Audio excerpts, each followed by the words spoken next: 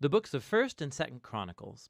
While they're two separate books in our Bibles, that division is not original. Due to scroll length, the book was divided in two, but it was written as one book with one coherent storyline. Now, in our English Bibles, Chronicles comes after the books of Samuel and Kings, and most of Chronicles is actually repeat content from those books. And so most modern readers, when they come to Chronicles, they think, wait a minute, I just read all of this, and so they skip it.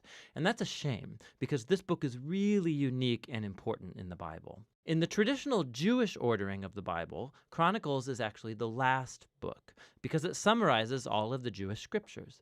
The first word in the book is Adam, the first character at the beginning of the story, and then the last paragraph announces the return of Israel from exile.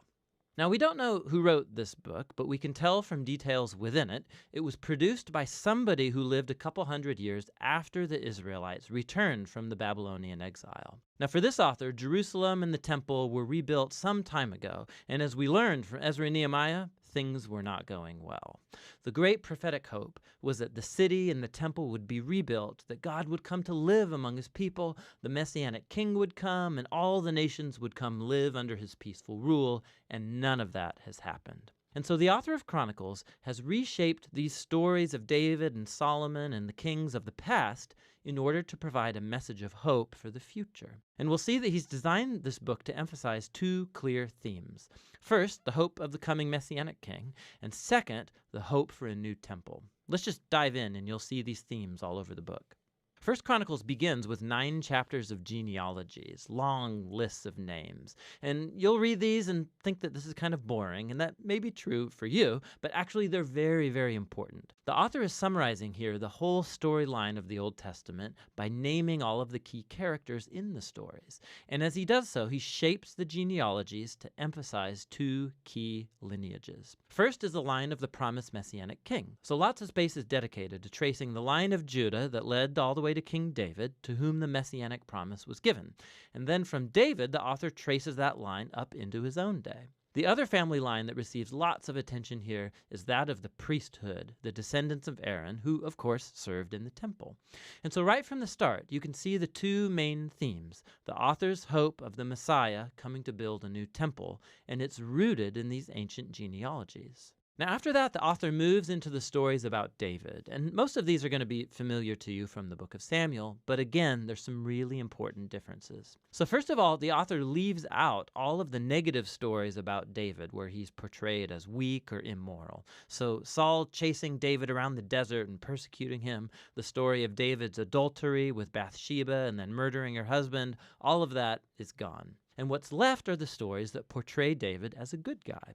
And not only that, there's also new additional material that you won't find in the book of Samuel that shows David in a very positive light. So there's a large block of chapters where David makes preparations for the temple. He arranges resources and builders and Levites and choirs. And not only that, the author also portrays David as a Moses-like figure. God gives David plans for building the temple just as he gave plans to Moses for building the tabernacle. So why all this new material about David?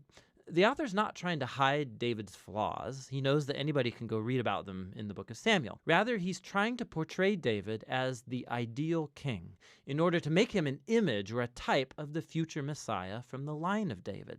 It's very similar to how Jeremiah or Ezekiel spoke of the coming Messiah as a new David. This is most clear in how the author retells the story of God's covenant promise to David in 1 Chronicles 17. When you compare this story with its parallel in 2 Samuel 7, you'll see that the author of Chronicles is highlighting that neither David, nor Solomon, nor any of the kings from his line were the Messianic king, and that when the Messiah does come, he will be a king like David. And so for this author, these stories about David from the past are what sustain his hope for the future.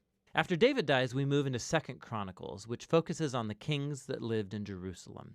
And again, there's lots of overlap with 1st and 2nd Kings, but there are many key differences. So the author has left out all of the stories about the kings of northern Israel, so he can just focus on the line of David. And there's lots of new material about these kings from David's line. He highlights the kings that were obedient to God, and he adds new stories about how their obedience led to success and God's blessing. But he also adds new stories about kings who were unfaithful to God. They didn't follow the Torah, they led Israel to worship idols, and these kings face horrible consequences, all leading up to Israel's exile, a mess of their own making. And so this whole section becomes a series of character studies where the author wants later generations of Israelites to learn from their family history, and so become faithful to their God and the Torah. Now, the book's conclusion is really unique too. At the very end of the book, the king of the Persians, his name's Cyrus, and he tells the Israelites that they can go back home, return from exile, rebuild the city and the temple.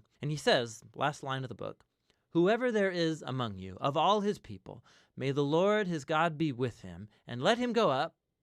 And that's how the book ends, with an incomplete sentence. Now, of course, the author knows about the first return from exile and the stories of Ezra and Nehemiah, but clearly in his view, the prophetic hopes of Israel were not fulfilled in those events. And so this incomplete ending shows that the author's hope is set on yet another return from exile, when the Messiah will finally come to rebuild the temple and restore God's people. And so the book of Chronicles, it's the final book of the Jewish scriptures. It ends by pointing forward. It calls God's people to look back in order to look ahead, because the past has become the source of hope for the future. So Chronicles concludes the Old Testament as a story in search of an ending, and that's what this book is all about.